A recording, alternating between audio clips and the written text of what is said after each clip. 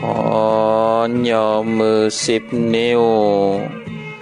ตั้งขึ้นวางกิ้วกายเก้าเกษาแทบใต้พระติทัตถไลรัตนาพันแผ้วพระแก้วเจ้าตั้งสามภาคการโดยความเคารพนอบนบปุจจาขอย่อมือ10 นิ้วไหวสาบารมีธรรมครูบาอาจารย์พระมหาเถระโนเถระพระเถระพระเจ้าพระสงฆ์ทุกรูปทุกตนด้วยความเคารพขอความสุขความสัสดีจงมีแก่ศรัทธาญาติโยมท่านสาธุชนนักศีลนักบุญทุกท่านมาปะกันละเนอมาปะกันแล้วกับรายการมรดกธรรมล้านนาดำเนินรายการโดยอัตมภาพกระผมพระครูสังฆลักษณอัตรัตนสิริวัดหาริกาลามสันมันนะตำบลต้นทงอำเภอเมืองจังหวัดลำพูนก็ได้น้อมนำเอารายการมาปะมาพบกับครูบาอาจารย์มาปะมาพบกับศรัทธาญาติโยมท่านสาธุชนนักศีลนักบุญทุกท่านการเป็นประจำทุกวันพุธเวลา3:30ถึง5:00อยู่โดยกันประมาณ1 ชั่วโมงครึ่งวันนี้ก็ได้มาปะมาพบกันศรัทธาญาติโยมเป็นวันพุธที่21 เดือนกรกฎาคมพุทธศักราช2564แฮมบักกี่วันก็จะได้เข้าวัดสาละเนาะศรัทธาญาติโยมวันที่24วันอาสาฬหบูชาถ้าว่าแบบบ้านเฮาก็เป็นวันที่ศรัทธามาวัดมาวาเป็นวันเข้าวัดสาของศรัทธาแล้วก็เดือน10แฮมค่ำก็เป็นวันเข้าพรรษาอธิษฐานจำพรรษาของพระเจ้าพระสงฆ์องค์สามเณรปีนี้ก็เป็นปีที่มีเดือน12 เดือนก็เข้าพรรษาก็ล่าก็ลุนไปเดือน1ศรัทธาญาติโยมเอา10 หน 2ได้อธิษฐานเข้าพรรษาสำหรับพระเจ้าพระสงฆ์ก็วันนี้มาปะกับรายการมรดกธรรมล้านนาก็จะได้น้อมนำเอาพระสัทธรรมเทศนาแบบพื้นเมืองเหนือเรื่องละอองขนไก่มาเทศน์ให้กับศรัทธาญาติโยมท่านทั้งหลายได้สดับรับฟังกันก็ละอองขนไก่ปลูกนี้เป็นปลูกต้นหนึ่งทำกับนี่ก็มีทั้งหมดอยู่5 ผูกโดยกันศรัทธาญาติโยมก็ติดต่อกัน5 เตื้อก็จะจบแล้วเนาะก็ถือว่าเป็นธรรมถ้าว่าไผได้ฟังแล้วก็จะได้ฟังแถมถ้าไผยังบ่ได้ฟังก็จะได้เริ่มต้นการฟังเพราะว่าละอองขนไก่นี่ก็ถือว่าเป็นธรรมเก่าเหมือนกันศรัทธาญาติโยมเพิ่นก็พิมพ์มาหลายปีมาเหมือนกันก็มีทั้งหมดอยู่5 ผูกเพราะฉะนั้นก็เชิญชวนพ่อออกแม่ออกศรัทธาญาติโยมท่านสาธุชนนักศีลนักบุญได้ตั้งอกตั้งใจ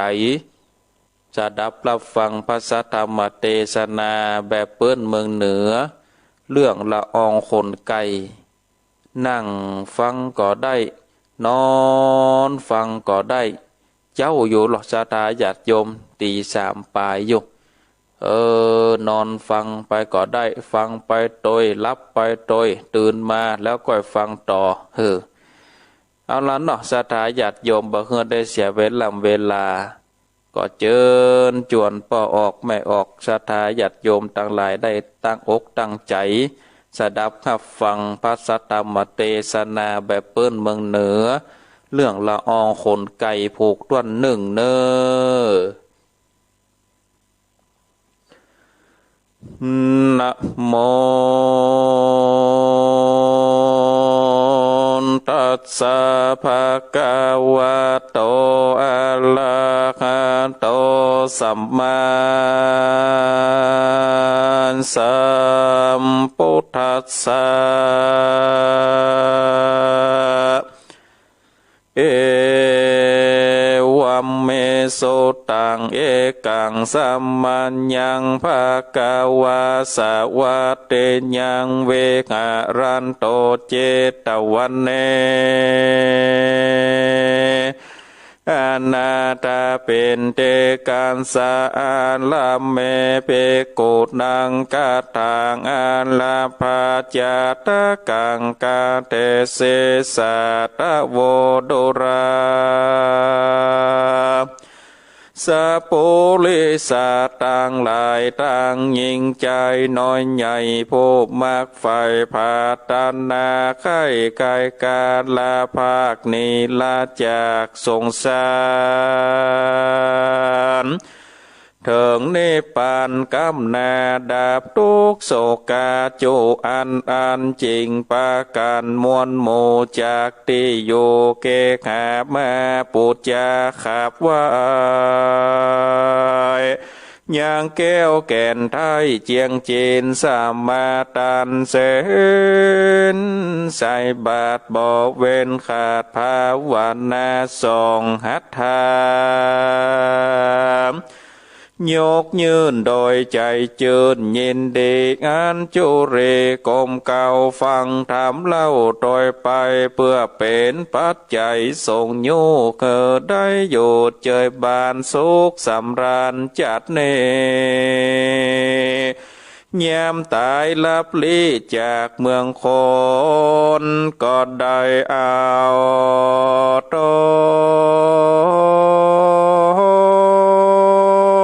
ไปเกิดในที่ประเสริฐเมืองสวรรค์ได้ปันไปลอดเวียงแก้วยอดเนลำปานขออาจารย์ปูปาตังโมนาเอาอาจุงจากดาฟังทียังจาดกกี้บัวขายลำดาไปแต่ก้าวตาลาบต่อเต้าถึงไป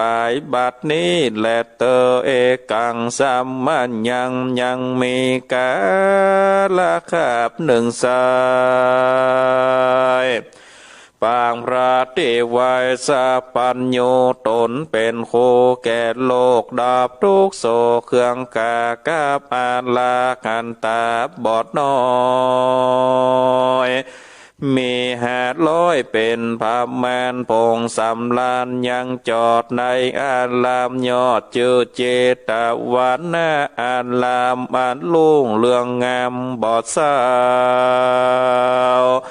อันเศรษฐีเก้าชื่อว่าอานาถาเป็นเตกามหาเศรษฐีสัตตามีนักโสดสัตละเข้าของ54 โกฏเป็นพระมาร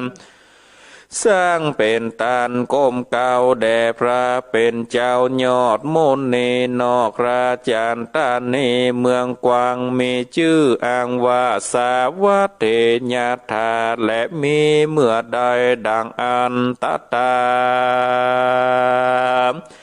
ในกาลลายามนั้นใสอันว่าเจ้าเพโคดน้อยใหญ่ต่างลายผงนั่งใหญ่เป็นโมพร้อมนาโยคงธรรมก็จากกรรมเป็นเหตุจากพระเจ้า เตสนาวาโมโสโดราตันตังลายเฮ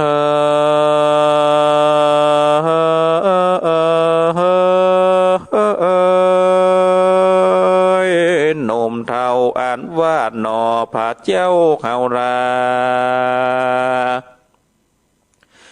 ปางเดิมมาจัดก่อนตกขนาดได้ตายคนตั้งหลายคำลาคมขนาบลาวีแจ้งดาตีจัดใจลางเตื้อได้กระทำการอันตกผ่านหลาย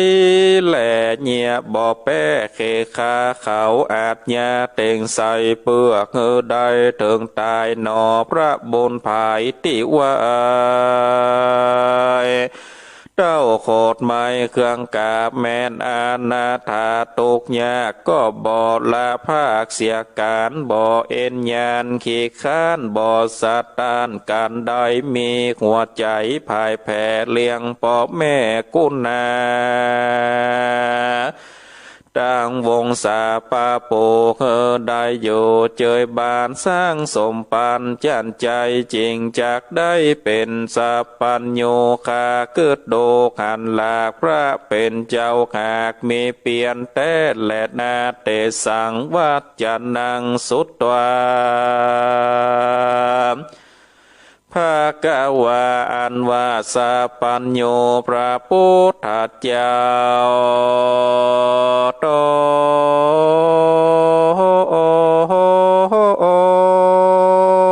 นเป็นเกลาเตโลกาจารผงสำลานยังอยู่ในแก้วโกโกเตโสตัญญาณมีแจ้งที่ฟังเพโกจิจากการพระเล็งหันเป็นเหตุจากกวนเตสนายังจาลิญาจัดเก่าอันตนแห่งเจ้าปั้มเป่งมาคือสังฆามวลหมู่ใดพรำหูไปลายจริงพันภายสัตเดชยวนลิญาตไปนางเหนืออาสนาอันสังขารน้อยใหญ่หากปลูกไว้เป็นนิรันดร์การพระจอมทันผ่านแผ่วนั่งเมียดแล้วบนอาสนาเพคูสังขามวลหมู่ก้านั่งอยู่หงธรรมดากรรมเสียงควายรีบขับไวอันจะเลหับว่าจีจูพูแล้วนั่งอยู่ได้พระบนภายติไวเล็งเลียบควายไปมาเพคูสังขามวลมากพอแล้วหากดูงามนั่งเลียงตามหนุ่มเท่าเต็มตัวเต้าหงทำบ่อไข่กำกล่าวเจ้าดักโยสันเดพระโมนีพอดแล้วจริงไข่กาโอบแก้วจะถามโดยกำงามอ่อนอ้อยฟังเจิญนาจ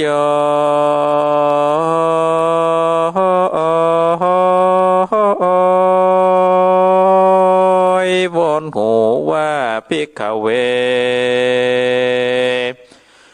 โนลาเพโกส่งตนถ้าลงสินใสวิเศษขายป้นเขตอบายตั้นตั้งหลา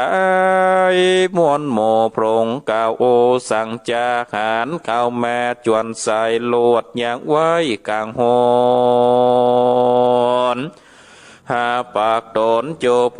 บอกกาอูยาวไปจงจะไขกาวจีเงือแจ้งที่ขีญาตีนั่นนาเจ้าเพกูตนองอาจจบชาราดโวคานก็นำมาสาการขับไว้บอกพระแก้วแก่นไทยตามมีพระมุนีต้นผ่านแผ่วจริงไข่ขาอุบแก้วเตสนาว่าภิกขเวโดลาเพโคตั้งหลายผู้เป็นสายงาเรญาจาเจือนักผาตัดลงยานเขาสร้างสมปานบ่อพรตั้งแต่ก่อนเมินมาสั่งขญา ตวนเทนับได้สีงาส่งขายลามดาไปหลายหลากแสนกับหากเป็นไม้ลางเตือตายไปเกิดในกำเนิดสัตตเรฉานลางเตือสมปันจองกองไปเกิดห้องเมืองสวรรค์ลางเตือผันมาเกิดเอากำเนิดเป็นคน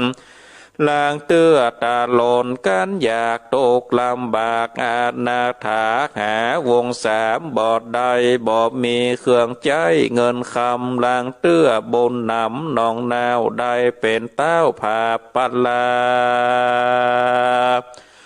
มีเตจายศใหญ่สมใจไฟโจประการโศกสำลานข้ามเจ้าบอกหูโศกเศร้ามองเขตเตาว่ามีแจดหนึ่งใส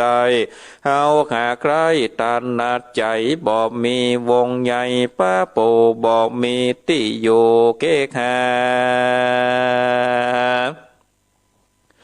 บ่มีวาถาแผ่นผ้าตุกป่านบ้าเมาเวนโคตรโหเด่นกว้างใหญ่เอาคนไก่ห้องนอนนั้นและนาการพระพุทธากล่าวเต่านาน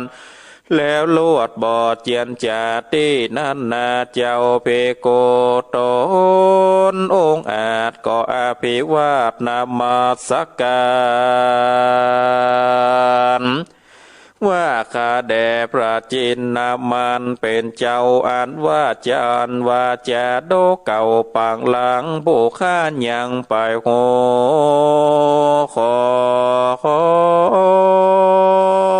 พระกาโอปันฟังแดดเตอเหมือนนา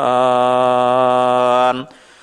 พระสัพพัญโยตนเป็นโคแก่โลกดาบทุกโศกภายมันจริงจักนิตันจัดเก่าเตสนาแก่เจ้าเพโคตั้งหลายว่าอาทิเตกิราเพกเวสังสวาหาเตนะกะเรธรรมิกะราจาละจังกะเลเสดังนี้เป็นตนเพกเวโดราเพโกทั้งหลายผู้เป็นสายงานเลญาเจ้าโตคำเจ้าภาวนาแต่มนมานักโสดนับหลายแสนโกดอาสงไขยมีเจ้าหอดใจหยดยาวคือเป็นเต้าบนเลืองสาวเวยเมืองใหญ่กว้างมีชื่ออ้างว่าหังสวัสดินกรเต้าโพธรภาพดาวมีชื่อว่าเต้าธรรมิกะราชามีราชาจาญาหนอเนาแง้มบ่อสาวเจียงขาดหน้าตาบานยิ้มแย้มสองฝ่ายแก้มเพียผิวคำย่อมไข่กำอ่อนอ้อยฟังจืนจ้อยเอาใจหวานหน้าใสสะอาดชื่อนางนาฏมาเฮมาบนหลังน้ามากกว่าห่วมก่อสังสาเวยสีนางเทวีนั้นโสดบ่ไรโงดตะโลนปาเตบัดตนข้ามเจ้าอยู่ตามแบบเบ้ากองทามโคนหนานามตัวดาวต่างตันกล่าวจากการว่าสองจอมทันยศใหญ่เกิดดาวไทยธรรมิกะราชากับตังลาจจาญาแนบคางเป็นกูสร้างเดิมอ่อนสาเวยนกรเมืองใหญ่จุมภายใดเย็นใจฝูงคนในภายลาดตังอามาตเสนาปโลกิตาหนุ่มเท้าแจกันดังนี้เล่าตังวันแล่นนาตังนักกรัง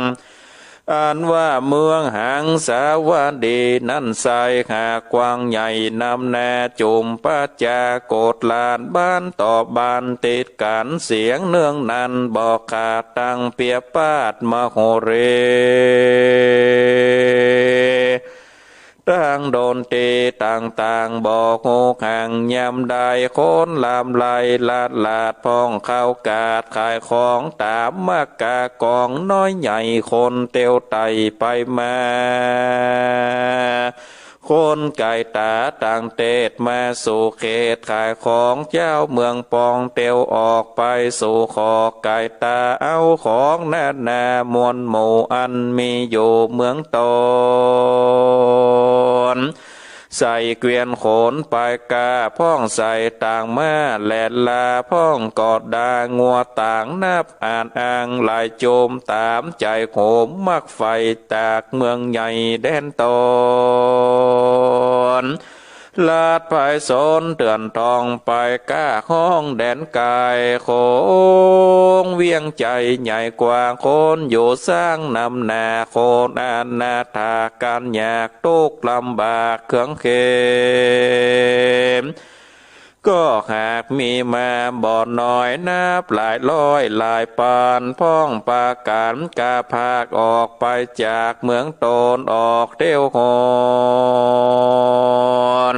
สอสายขอ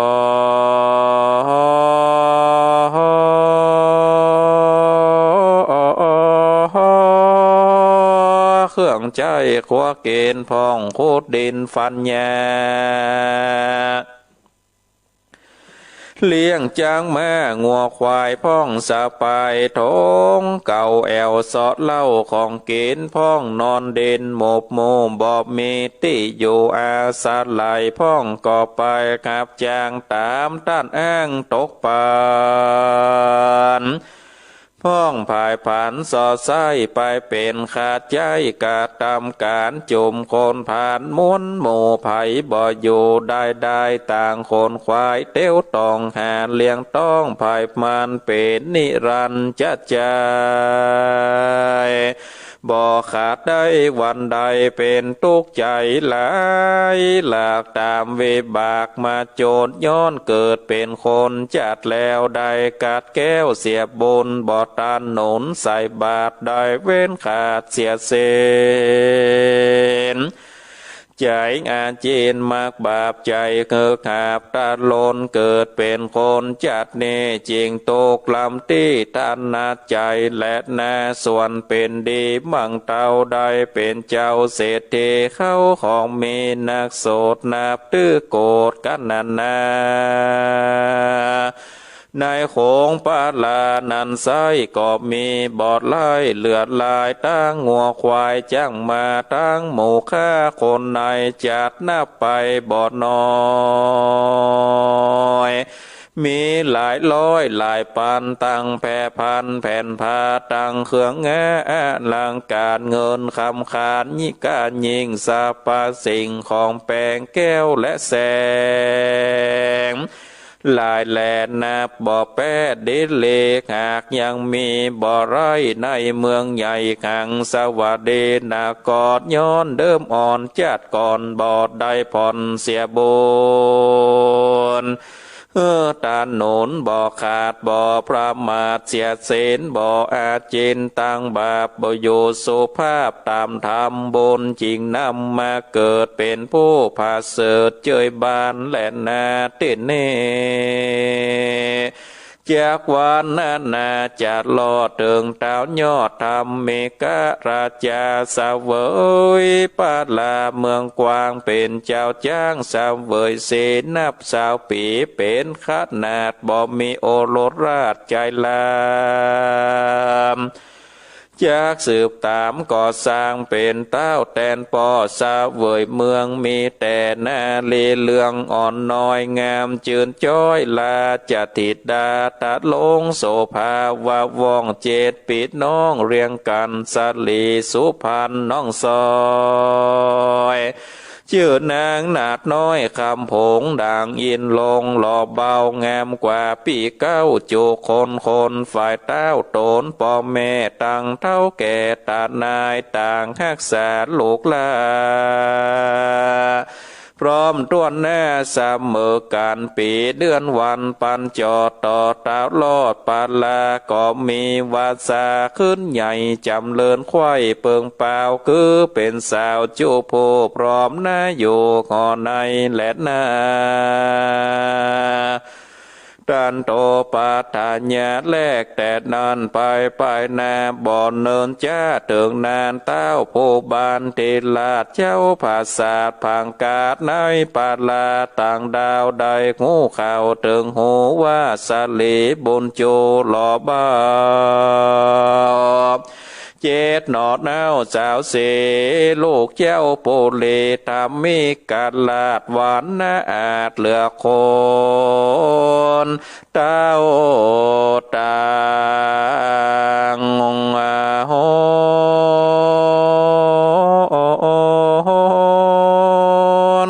ต่างเตศนั้นโยเขตเมืองไกลต่างมีใจไข่ใดอย่างแก้วแก่นไทยโสภาไปเป็นใจญาโยดยาวห่วมแตนเต่าสาเวยสีแต่งปานหน้าการมีหมากเต่าตามฮีดเก่ากองทามเกือเงินคำจ้างมาตั้งเครื่องงานลังการเฮอปาโลคิตาจารย์โพจลาตั้งอามาตคนในแห่นำไปหลอดห้องคงเขตต้องหังสวัสดีโยกปานนาการมีมวลมากอันตนขากนำมาถวายราชาธรรมิกาลาดแล้วโอกาสขอนางไปเมืองขวางต่างดาวเป็นเทวีเต้าเมืองโตนเข้าต่างคนกล่าวถอยโดยกรรมอ่อนอ้อยนาเพื่อคือปัญญาธรรมิกาลาดได้อนุญาตปงปานยังจอมขวานลูกเต่าตามเกิดเล่าขันนิ่งในเจ้าขอใจธรรมิกาลาดเจ้าภาษาใส่สีก็ไขว่าตีตันกล่าวว่าโอโลดเต้าเมืองใดจักเอาใส่ใจลูกเต่าแข่งเขานิเล่าเป็นเทวีเขายินดีโปงขาดอนุญาตตามใจเต้าว่าบอกเฮือไปต่างห้องจากเตต้องเฮาลาได้มาอยู่สางในภาษากว้างจอมการเจ้าขอจันทำมีกาลาดก่ออนุญาตปงวางคืออย่างนางปีกาวหกนางเจ้าขิงผายแก่เต้าตั้งหลายเสียงควายตามมากไฟยินดีเว้นแต่สายสาลีดน้องซอยเกินนางนาดน้อยคำโพงเต้าบ่อโป่งวางขาดแต่เต้าติราชเมืองใดย้อนสาเลนงไว้ลูกลาพงเกิดแน่เป็นสาวดอกบัวขาวพงกีอายุ14 ปีปลายบอกวันสายลูกน้อยจากมีกูค่อยเตรียมเก่งเต้าบนเป่งยอดใหญ่ขาดนิ่งควายตามธรรมจริงขายกรรมข้ามขาดบ่ออนุญาตปงปานยังจอมขวานลูกลาแก่เจ้าฟ้าเมืองใดขันแหลดนาเตจะนาอันว่าคนต่างหลายหนุ่มเท่าต่าง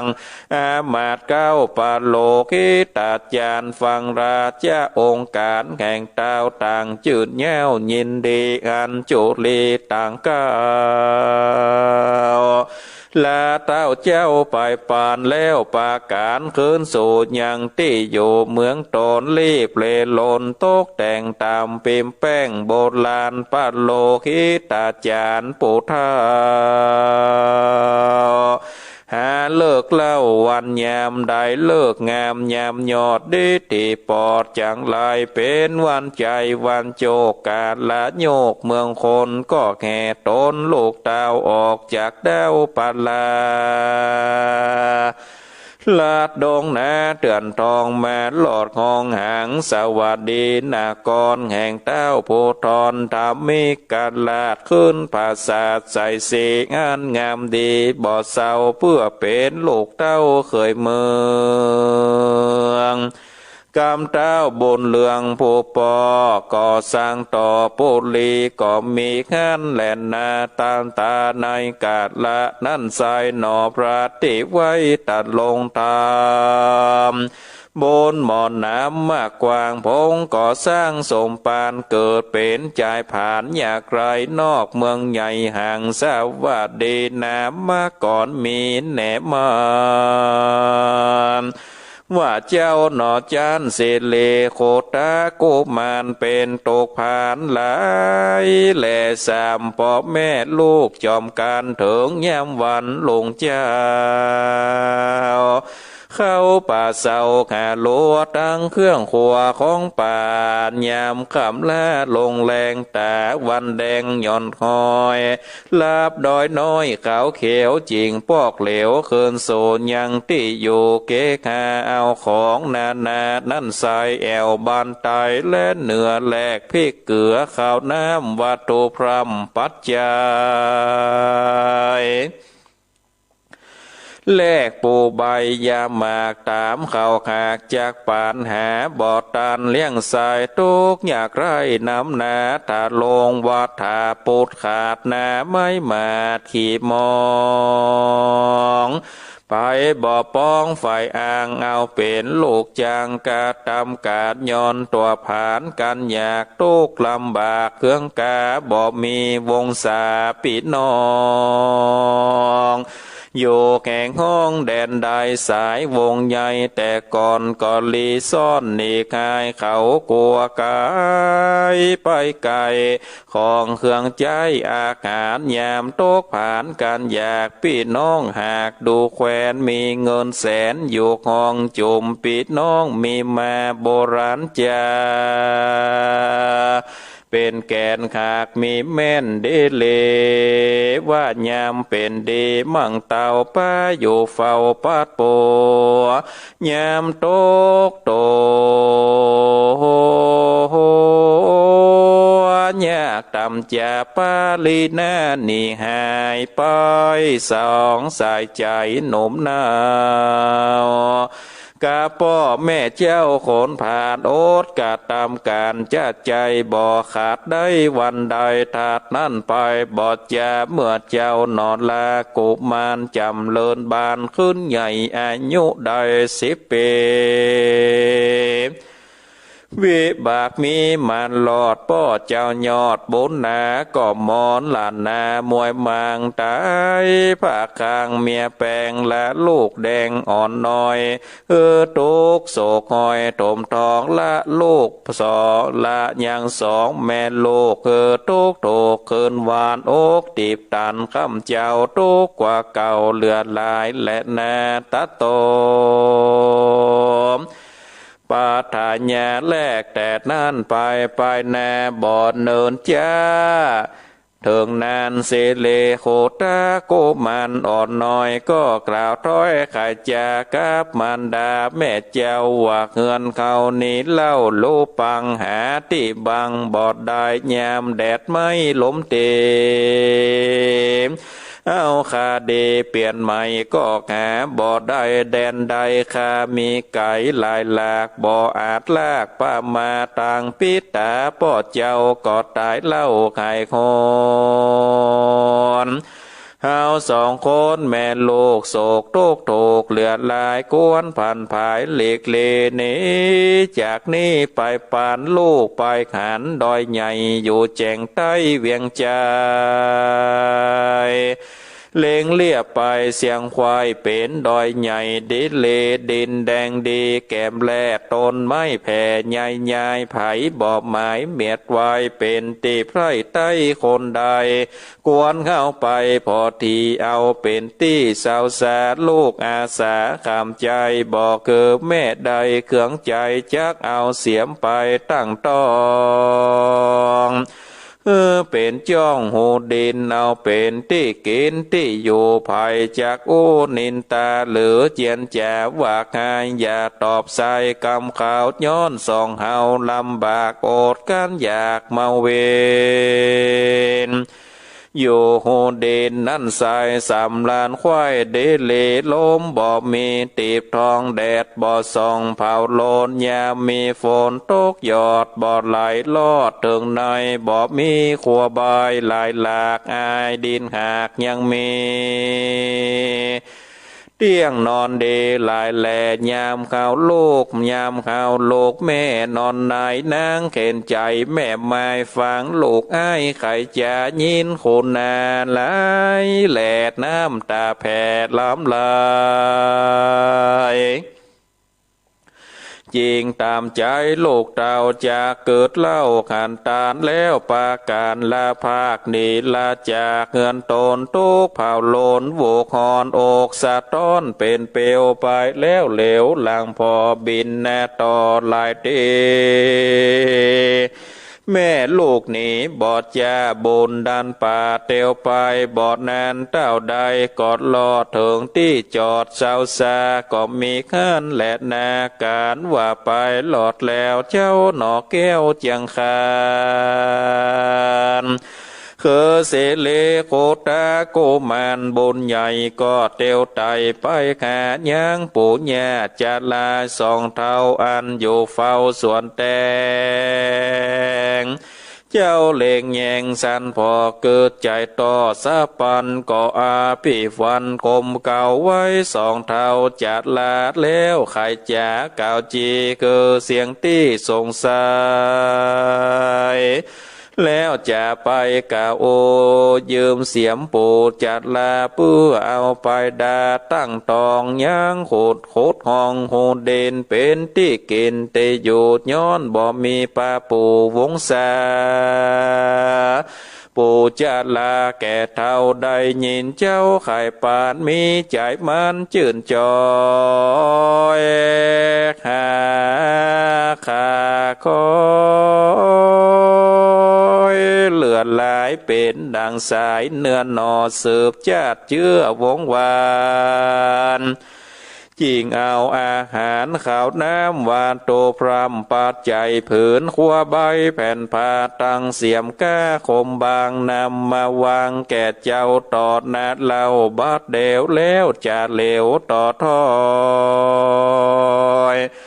มีบอดน้อยลายปาการเจ้ากุมารบนใหญ่กอกหาไว้บาดเดียวแล้วรีบเร็วบอดจะเอาแผ่นผ้าขวาใบตั้งเสียมคมใสเล่มใหญ่แบกมาได้ยามเดียวแล้วรีบเร็วตั้งตองยางห้องหูดินหนอมุนินน้อยนาดคูดบ่ขาดเป็นนิลานคูดตั้งวันจะใจ7 วันควายได้เลม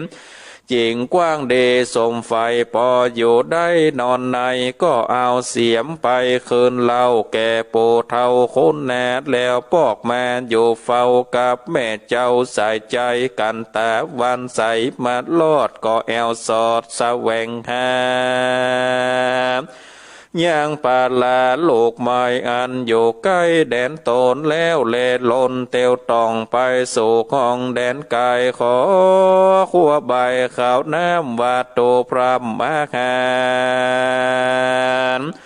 น้อยกำหวานจื่นจอยฟังอ่อนอ้อยวอนหูคนเอ็นดูใจจื่นกอดยกยืนยอตาโดยใจบานจื่นจอยบอกกล่าวถ้อยเตียนขวานยามตะวันค่ำลาจิงวายนาคืนมาเอาของนา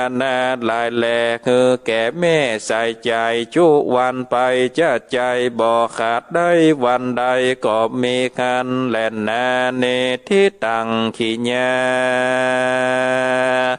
สางวันนาวิเศษจาห้องเขตละอองคนไก่ผูกเก้าปางเมื่อเจ้าเสดเลโคตะโกมานตกทุกผ่านลายแหล่ปาเอาแม่อยู่โคเด่นจากมาวินกันอยากทุกลำบากไปนานหรือจากสำลานไปแน่โอดใจท่าดาฟังผูกนี่ยังไปแจงก้อยฟังแท่งไปลุนแดดเตอก็บังกลมสมเลศเสด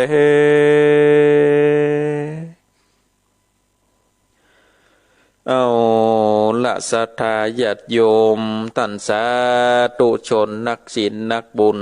ทุกท่านการได้เทศนาธรรมละอองคนไก่ผูกต้วน1ผูก9 ก็ปริปุณนังเป็นตีเรียบร้อยต่อไปก็จะได้ได้จ๋าได้เล่าความเป็นมาเป็นไปของธรรมละอองขนไก่นี่คือกับศรัทธาญาติโยมท่านสาธุชนท่านทั้งหลายที่ได้เปิดเครื่องวิทยุสดับรับฟังในรายการมรดกธรรมล้านนาในเจ้าวันนี้ก็ย้อนไปถึงยังสมัยที่องค์สมเด็จพระสัมมาสัมพุทธเจ้าได้ตะลงพระชนชีพอยู่ได้มีพระชนชีพได้มีชีวิตอยู่นะศรัทธาญาติโยมง่ายๆพระองค์ก็ได้อยู่ยังพระเจตวันมหาวิหารนายอนาถปิณฑิกะมหาเศรษฐีได้สร้างถวายเป็นทานที่ใกล้เมืองสาวัตถีทูตเจ้าทั้งหลายนี่ก็ได้มาเจียนจากันว่าบัดเดี๋ยวนี้นี่เฮาได้เกิดมาร่วมองค์สมเด็จพระสัมมาสัมพุทธเจ้าพระพุทธเจ้าของเฮานี่เกิดมาหลายชาติบางชาติก็เป็นดีมีเข้าของสัมปติเป็นถึงพระราชาบางพ่องก็เกิดมาเป็นคนทุกข์ยากจะเป็นแต่เหตุประการใดก็จากันดังอยู่ในโฮงธรรมศาลาศรัทธาญาติโยมเมื่ออยู่ในโฮงธรรมศาลาแล้วนี่องค์สมเด็จพระสัมมาสัมพุทธเจ้าก็ได้ยินแล้วก็ได้เสด็จออกจากพระคันธกุฏีก็ไปนั่งอยู่ที่อาสนะดูเจ้าตาลายขันพระพุทธเจ้ามาดังแล้วก็ดักแหละบอกว่าบาดต้วงบาดติงอย่างชักอย่างองค์สมเด็จพระสัมมาสัมพุทธเจ้าก็เลยได้ว่าท่านทั้งหลายเรื่องอันใดหันเฮามานี่ดักปิงยิงบอยบอปากบอดจ๋าก็มีพระภิกขุตนฉลาดก็ยกมือไหวได้เล่าตั้งแต่ก้าวสุดปลายพระพุทธเจ้าก็บอกว่าบาดใจมีจาดเดียวเนอะบางจาดก็เกิดมาเป็นเจ้าฟ้ามหากษัตริย์บางจาดก็เกิดมาเป็นสัตว์ติราชานบางจาดก็เกิดมาเป็นสัตว์จริงหิ่งห้อยบางจาดก็เกิดมาเป็นคนได้ครับทุกข์ตาลนลำบากอดเจ้ากินค่ำได้คดหูนอนได้เอาขนไก่มาห้องนอนก็มีมีสัปปะสัปปันเพราะว่าเฮาเกิดมานี่ได้สีอสงไขยปลายแสนมหากัปได้เกิดเป็นสัปปะสัปปันแล้วพระพุทธเจ้าก็ย่างอยู่ที่หันพระภิกขุตนฉลาดก็ย่อมืออภิวาทวันตาก็ได้กล่าวอาราธนาว่าขอพระพุทธเจ้าได้จักยังจัดเก่ามาเล่าให้ผู้ข้าทั้งหลายได้ฟังกำเตอะผู้ข้าทั้งหลายนี่บอกได้ยินได้ฟังกำเตื้อขอได้เมตตากำเตอพระพุทธเจ้าก็เลยได้เมตตาได้ได้จ๋าว่าในอดีตนั่นนี่มีเมืองอยู่เมืองหนึ่งชื่อว่าหังสวัสดินครหรือว่าหังสวัสดีพญาตนหนึ่งชื่อว่าพญาธรรมิกราชามีพระราชาชื่อว่านางเหมาตะกี้พอจะอ่านว่านางเหมาแล้วหรอไปพอตั้งหลังมันก้องกับเหมาบนหลังหนามากกว้างนี่หรอถ้าว่าเฮาไปอ่านนางเหมามันไปก้องทำก็บอกก้องกันเปิ้นอ่านว่าเหมานางเหมานี่ก็เป็นคนที่จิตใจดีศรัทธาญาติโยมท่านทั้งหลายบาฮ้อนบาไหม้กำปากเนี่ยตึงบาฮ้อนบาไหม้นะตึงบาเป็นดีขว้างสักกำปากของนางเหมานี่นะว่ากรรมใดก็เป็นกรรมที่เป็นมังกรละหม่อนจาหวานบอกกระโจกหกหักบอดด่าสามีอันนี้นางเหมาเพิ่มเป็นกุรสตรีหรอศรัทธาญาติโยม ตังอามาตย์ไผ่ฟ้าป่าจาก็ฮักพระราชจญากับเจ้าฟ้าธรรมิกราชพอบ้านเมืองหังสวัสดินี่ก็โอ้เป็นบ้านเมืองที่ใหญ่เป็นบ้านเมืองที่ใหญ่มีตึงปอกก้าในขายเข้าออกมีตึงเปียปัดดนตรีมีการละเล่นต่างๆลานาเต็มบ้านเต็มเมืองแล้วพ่นก็กล่าวไปถึงว่าโอ้คนเฮานี่มันกล้ามันขายบางเตื้อก็ได้ปัดผักจากบ้านจากเมืองไปไกลหลายมื้อหลายวันแล้วก็ปิกปอกคืนมาเพื่อที่จะเอาของต่างๆใส่เกวียนไปใส่ต่างมาแหลลาพ่องก็ดางัวต่างนับอ่านอ้างหลายจุมแปลงไปบ่มีรถมีลาเนาะศรัทธาญาติโยมสมัยนั้นนะมีรถบ่มีลาเหมือนสมัยนี้โอ้จะไปไหนก็มีสี่ล้อน้อยสี่ล้อสี่ลมเอาล้อกิ่งไปกิ่งมาก็โวยดีถ้าเฮานั่งงัวต่างเนี่ยมันไปถึงสักเดือนเนาะจะไปเดินทางจากหลับปูนไปเชียงใหม่ก็ใช้เวลาเป็นวัน2 วันบุญกาเนาะถ้าว่าอันเตียวไปถ้าว่าใจงัวต่างไปนี่นะเนาะเมื่อคนตั้งหลายนี่โอ้อยู่ในบ้านในเมืองก็มีความสุขศรัทธาญาติโยมตั้งหลาย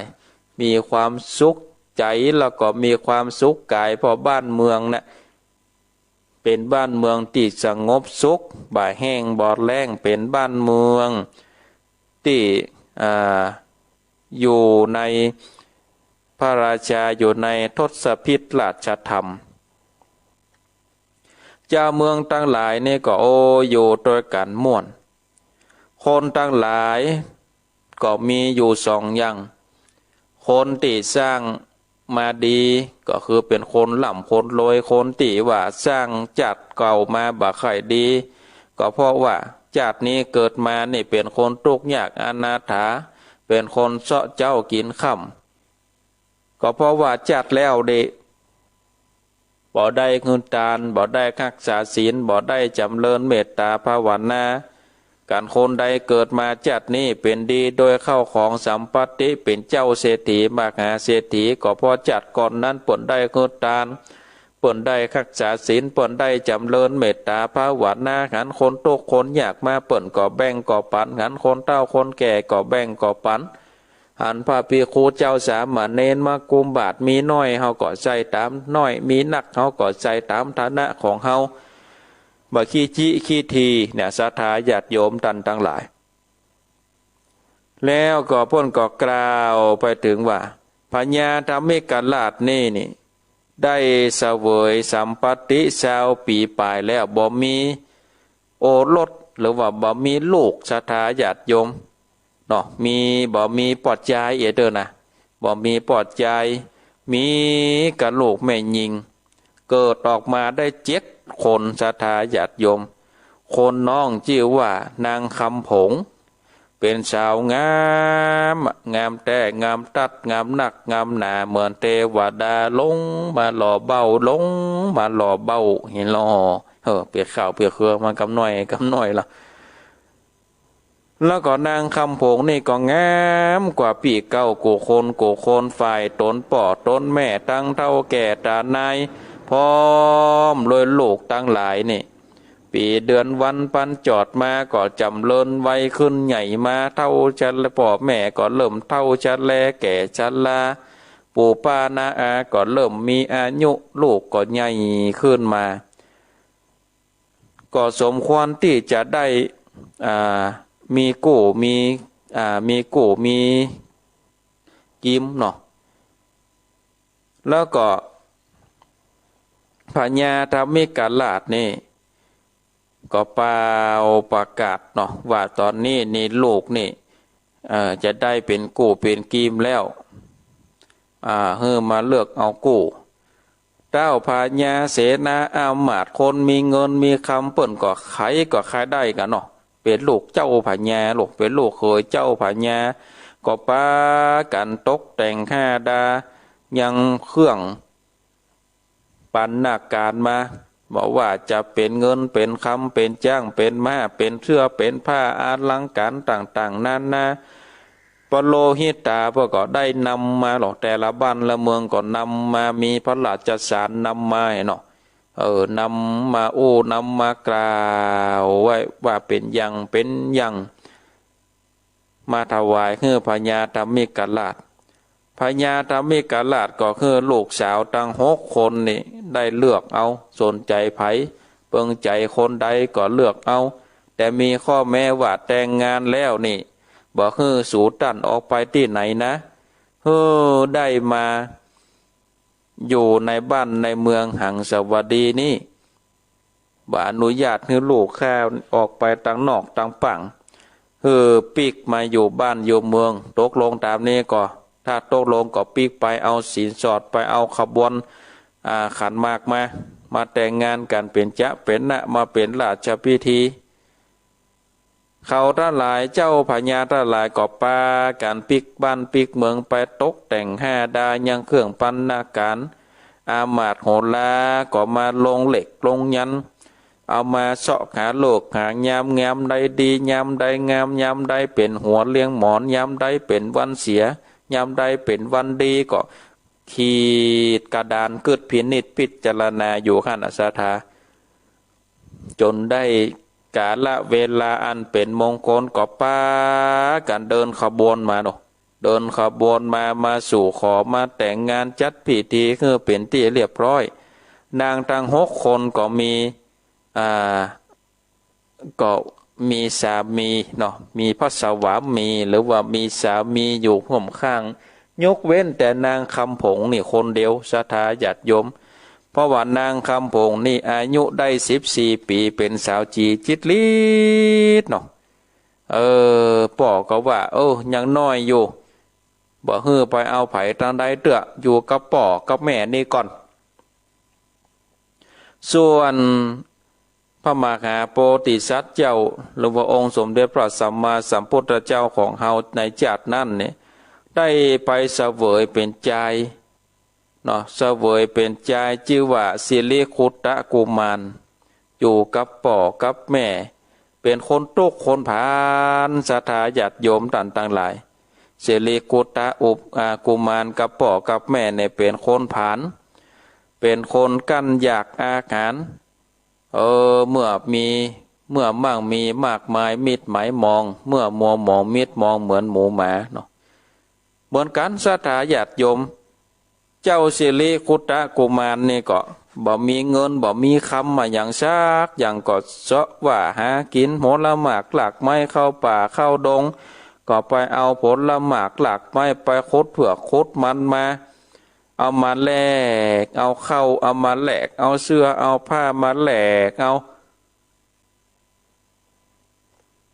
เป็นของใจศรัทธาญาติโยมแล้วก็อยู่ต่อมานี่ก็อยู่บ้านอยู่จองบ้านเฮือนห้องหอ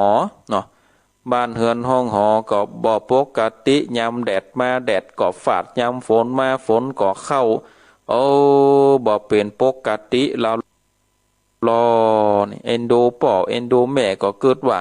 สักวันหนึ่งเนี่ยเขาจะตอบแทนคุณเราจะตอบแทนคุณป่อแทนคุณแม่ก็เลยได้ครับอาสาทำงานกูยังให้พ่อแม่ได้พักผ่อนเศร้านอนอยู่ตามบ้านบ่ต้องไปตุกไปเสาะหัวละหมากหลักไม้อันนั้นเป็นหน้าที่ของข้าเห็นหรออันนั้นเป็นหน้าที่ของข้าเมื่อสิริคุตตะกุมารได้ดังอันแล้วก็อันไปจนถึงกาลอายุได้9 ปีศรัทธาญาติโยมป่อก็ซ้ำมาตายละเป็นแม่ไม้เนาะป่อก็ซ้ำมาตายทำให้ครอบครัวมีความทุกข์ไปแถมศรัทธาญาติโยมกูเตือนี่จะหาเลี้ยง2 คนคือป่อกับสิริคุตตะกุมารแต่ว่าบัดเดี๋ยวนี้ป่อตายไปแล้วนี่เหลือกับแม่ศรัทธาญาติโยมก็เลยบอกว่าแม่เอ๋ยข้านี่ไปเสาะหาปลาลาโลกไม้ข้าหันยังดอยหนึ่งอยู่ทางใต้พุ่นนะเป็นดอยงามเป็นดินดีเขียวชะเห็นหรอเป็นดินดีดินงามสะปะสะปันสามารถที่จะปลูกพืชปลูกพักได้ แล้วก็บ่มีไผด้วยนะขั้นนะเห็นหรอกแล้วก็บ่มีไผมาจับมาจองเปลี่ยนที่ป่าอยู่นะข้านี่จะป่าแม่ไปอยู่แล้วลูกจะไปอยู่ที่ไหนเฮาบ่ใจมีเงินมีคำมาแป่งตูกแป่งเงินแล้วลูกเอ้ยจะอยู่ปืนก็ไม่ก็อันตรายกลัวฟ้าจักผ่าพายุมาก็จะเปียกันหมดกะเจ้าสิริคุตะกุมารนี่ก็บอกว่าบ่เป็นหยังแม่ไปอยู่ขั้นและข้านี่จะขุดหูให้เป็นบ้านนี่ลูกข้านี่จะขุดหูให้เป็นบ้านป่ะแม่ไปตกลงตามนี้เนาะตกลงตามนี้โอเคออกเดินทางได้เห็นเนาะเมื่อเดินทางไปแล้วก็ไปถึงยังสถานที่ก็จับจองเพื่อที่จะขุดหลุมละละศรัทธาญาติโยมเจ้าสิริคุตะกุมารก็เดินทางไปที่สองปู่ย่าเนาะสองปู่เฒ่าย่าเฒ่าซึ่งเป็นอันคนดูแลเนาะคนดูแลสวนแล้วก็เล่าให้ฟังว่าจะมาขอยืมยังเสียมเพื่อที่จะไปขุดหูให้แม่ข้าอยู่นะปู่เฒ่าก็ศรัทธาญาติโยมเป็นคนใจดีหันสิริคุตะกุมารก็ถูกอกถูกใจเปิงอกเปิงใจก็เลยได้จัดเตรียมตึงเสียมตึงเงินตึงคำตึงข้าวน้ำโภชนะอาหารมามอบเพื่อไปเนาะเพื่อเจ้าสิริคุตะกุมารนี่ได้เอาไปเลี้ยงเลี้ยงแม่มารดาอันนี้ก็ได้เอาเข้าของแล้วก็เอาเสียมนั่นไปขุดศรัทธาญาติโยมขุดได้7 วันเนาะขุดได้7 คืน7 วันก็ได้เอาไปแล้วก็ได้ขุดหูสามารถที่จะอยู่ไปได้เรียบร้อยแล้วก็เดินทางไปอยู่ต่างบ้านต่างเมืองเดินทางไปเพื่อที่จะไปเอาขอข้าวขอน้ำขอของกินของว่าขอเงินขอคำอันนี้ก็ถือว่าเป็นคนตุกคนผ่านเนาะศรัทธาญาติโยมท่านทั้งหลายเนาะเป็นคนตุกคนผ่านแล้วบ้านนั่นจะอยู่ได้ก็ว่าบาดได้จะเป็นอย่าได้ศรัทธาญาติโยมก็คอยติดตามรับฟังในตอนต่อไปคือผูกต้วน2ก็พุทธหน้าพุทธนาศรัทธาญาติโยมท่านทั้งหลายพุทธหน้าพุทธก่อนเพราะฉะนั้นนี่เฮานี่เกิดมานี่เป็นชาวพุทธเนาะศรัทธาญาติโยม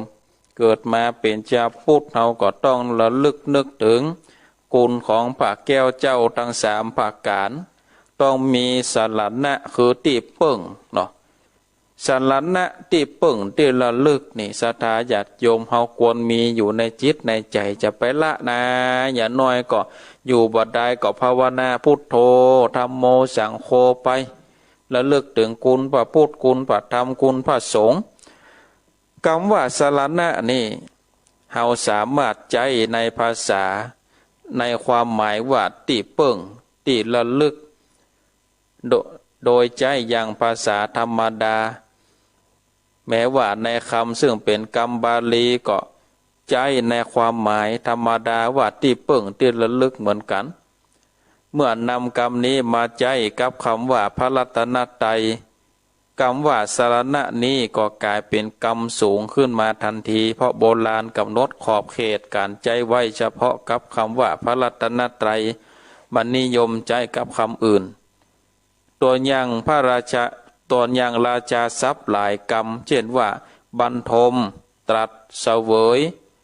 แม้คำเดิมเป็นกรรมเขมรจะใจเป็นกรรมธรรมดา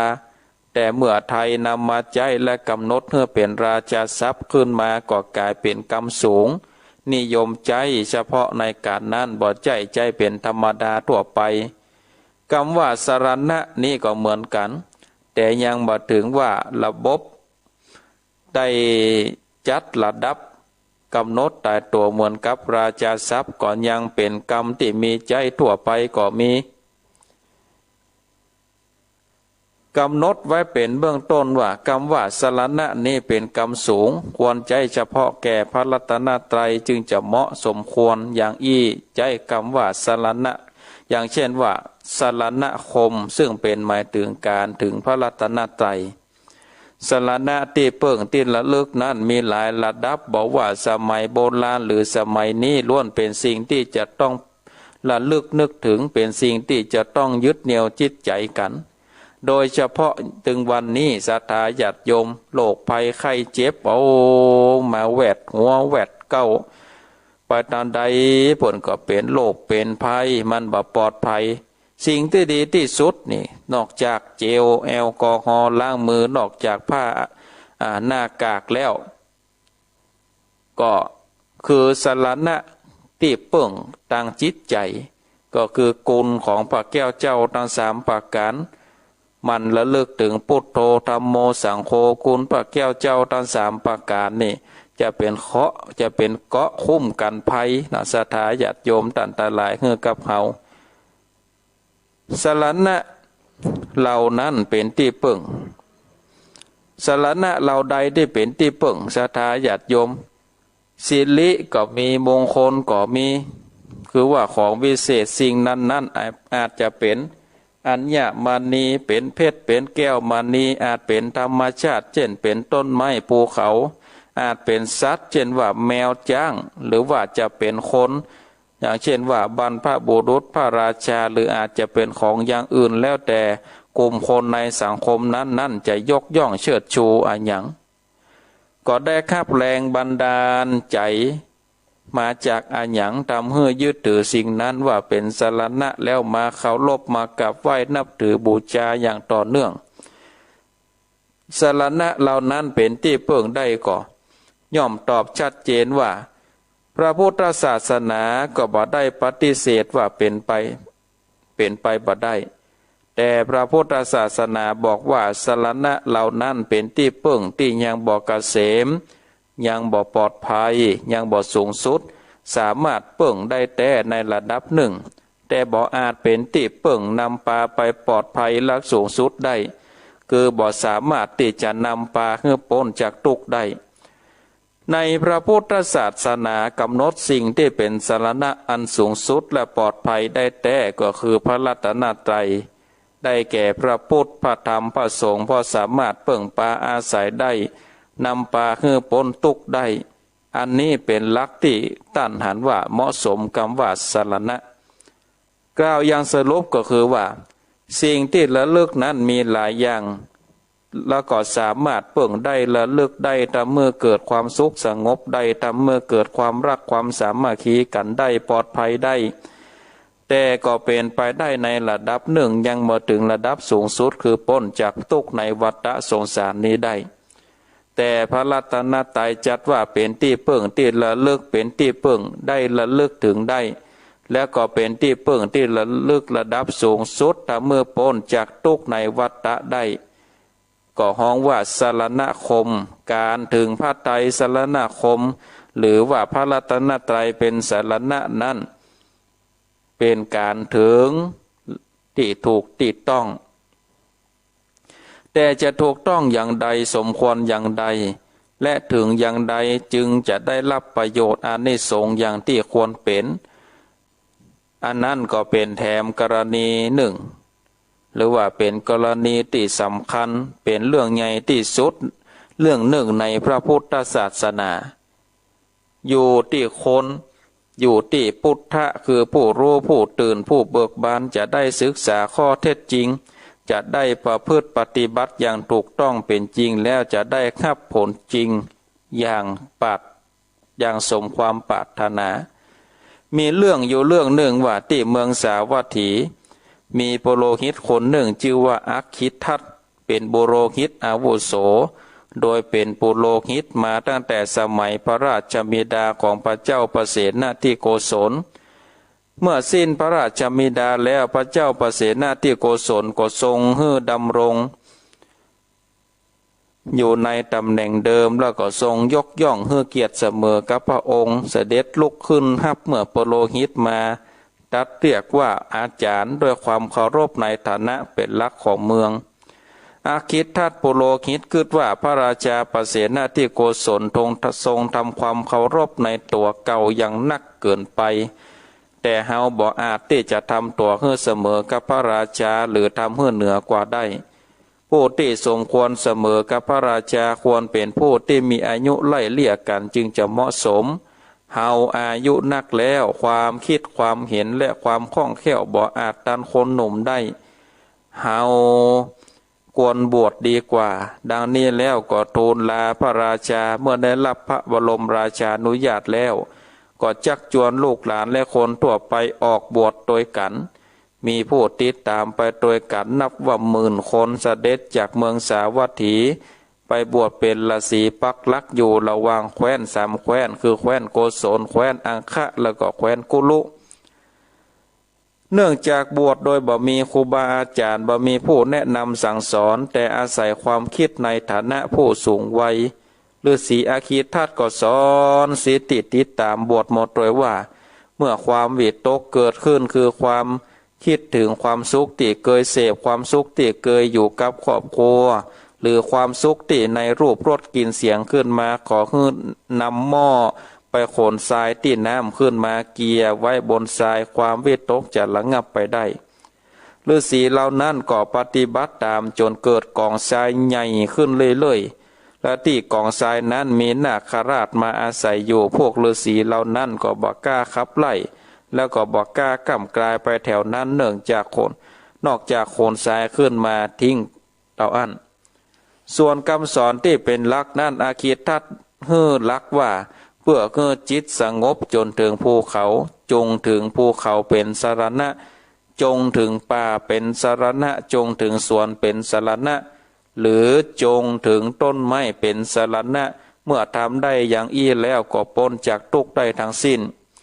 เราฤาษีทั้งหลายก็พากันปฏิบัติตามและมีจิตสงบได้ในระดับหนึ่ง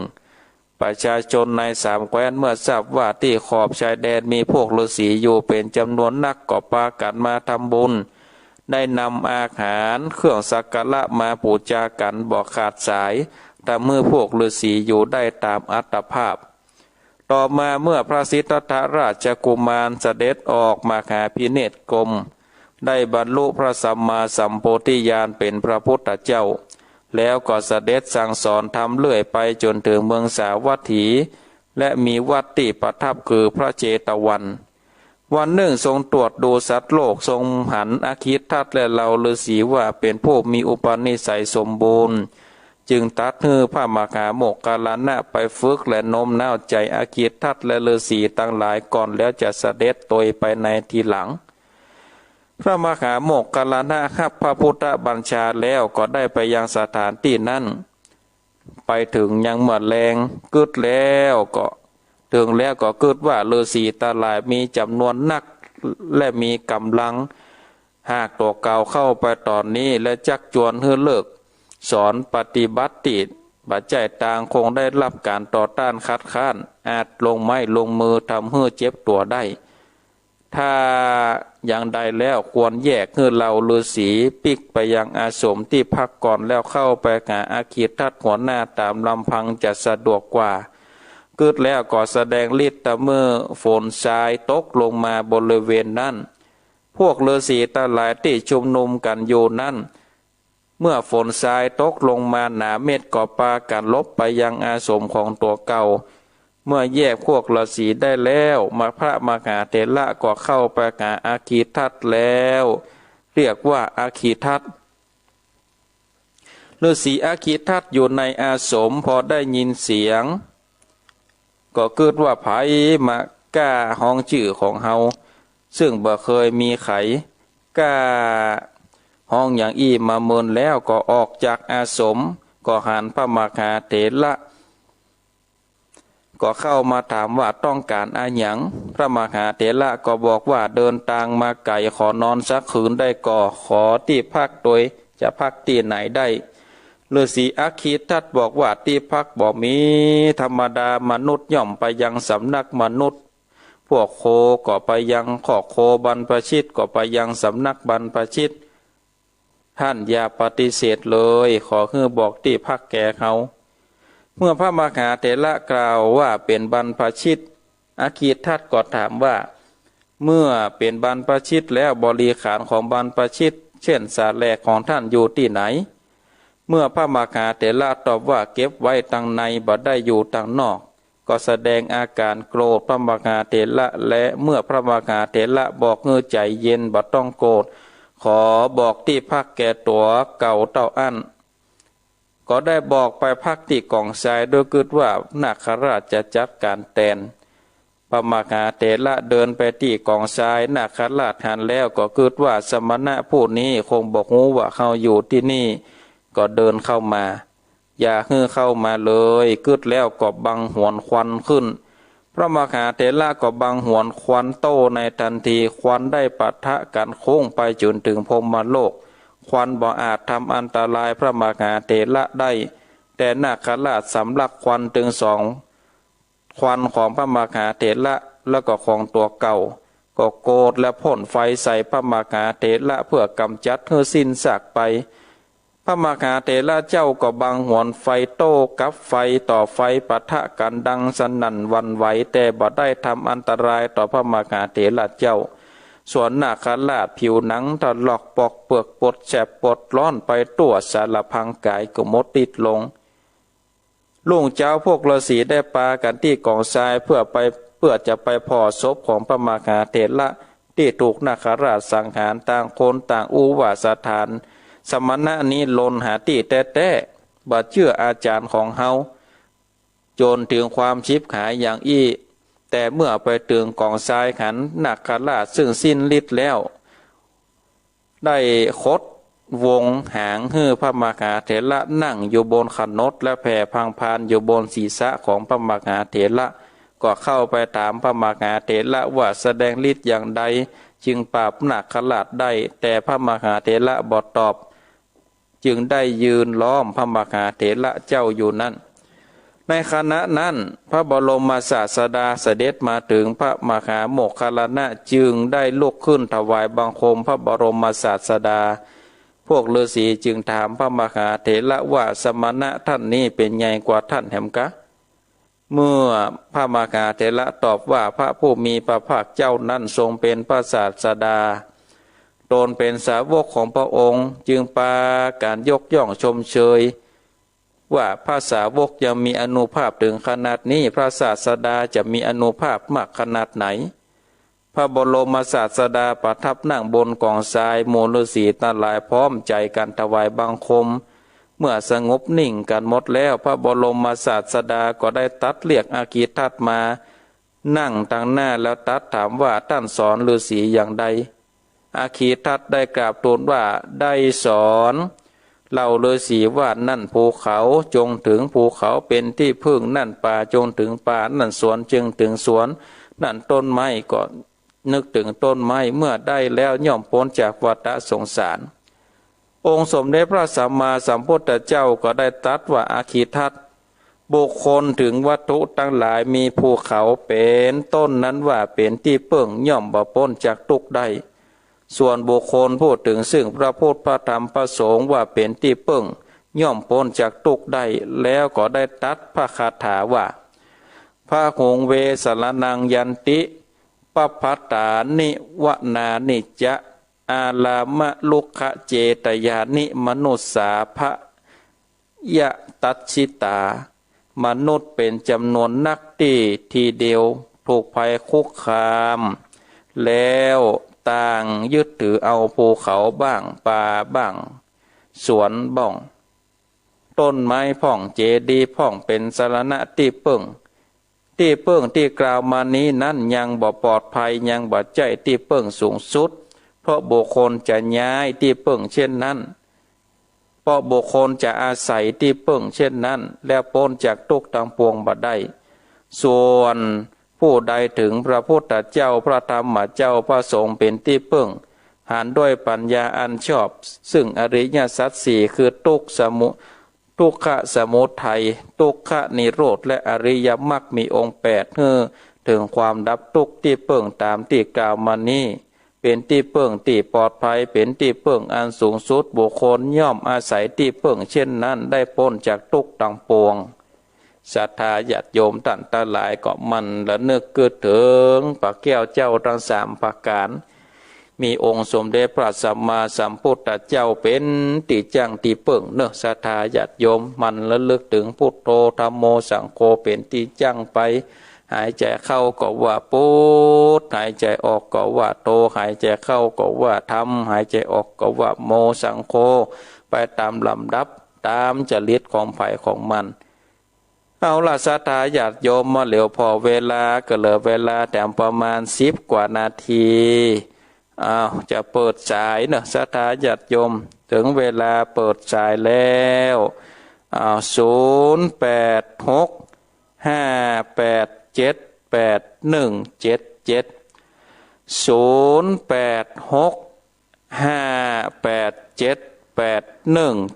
0865878177อยู่ทางใดก็โทรมาเนอะศรัทธาญาติโยมตอนนี้เปิดสายแล้ว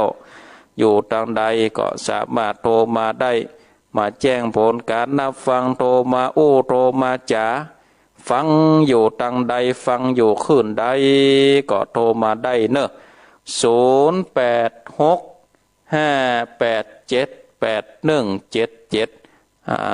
อยู่ทางใดก็โทรมาเนอะโทรมาเลยเจริญพรเจ้ากับภาษาเจ้าท่านพระครูแม่ทุกเตี้ยบันศิลาพรสิเตี้ยบันหงละปุนเด้อติดตามท่านพระครูถ้าเมื่อออกรายการกับเจ้าแล้วนะเจ้า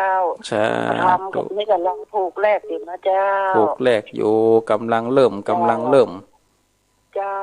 ทำกันยาวอย่างอธิบายชัดแจ้งกันยาวอย่าเท่าเพราะเขาเข้าใจดีเด้อสาธุโมทนาเอาพระพุทธธรรมพระสงฆ์เนี่ยเป็นที่จ้างที่เพิ่งยามบัดเดลเนี่ยช่วงโควิดเนี่ยเขาก็เอาพระพุทธศาสนาเนี่ยเป็นที่จ้างที่เพิ่งเขามาได้คือจะสั่งแล้วเขาก็ทำจิตใจสบายเจ้าสาธุโมทนาเจ้าฟังขึ้น98.75เนี่ยว่าโทษสองทางให้ชัดเจนเด้อท่านพระครูเด้อเจ้าสาธุบุญรักษาเจ้าครับสายต่อไปเจริญพรจากไม่สัตว์เจ้าท่านพระครู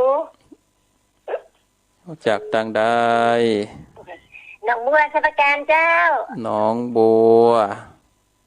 เจ้าฟังแต่เจ้าแล้วเนอะตั้งแต่แรกมาละฟังแต่จะชัดเจนดีเนาะเจ้าชัดเจนดีเจ้าพูดแรกกับจัดม่วนแล้วแต่ม่วนละกาติดตามตลอดนะท่านพระครูสาธุโมทนาเนอเจ้าจากไร้สาเจ้าบุญรักษารักษาต่อไปเจริญพรสาเจ้าทำพระครูให้เองฟังให้พระครูจะดูนะสองให้ลูกเจ้านะกะไปขุดดินอยู่เนาะ